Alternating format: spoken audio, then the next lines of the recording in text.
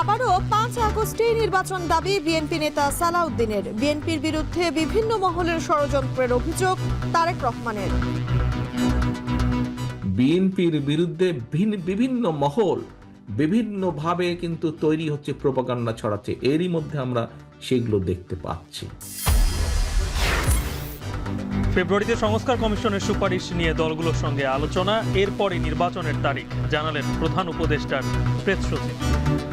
যদি কম রিফর্ম হয় সেক্ষেত্রে এই বছরের ডিসেম্বরের মধ্যে ইলেকশনটা হবে। পার্টিগুলো মনে করে যে না, আমরা আরও বেশি রিফর্ম চাই গভর্নমেন্টের কাছ থেকে, তাহলে সেক্ষেত্রে আরও 6 মাস এটা এক্সটেন্ড করা যেতে পারে। বিগত সরকারের ভুল নীতিতে ভুগছে দেশের জ্বালানি খাত। অর্থনৈতিক স্থিতিশীলতায় দ্রুত রাজনৈতিক সরকার গঠনের তাগিদ।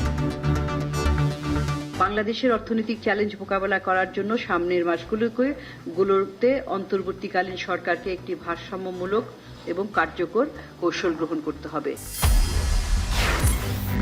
এবং দিল্লিতে বিজিবি বিএসএফ সম্মেলনে নতজানু থাকবে না বাংলাদেশ, জানালেন স্বরাষ্ট্র উপদেষ্টা। সীমান্ত হত্যা বন্ধে সবচেয়ে বেশি গুরুত্ব।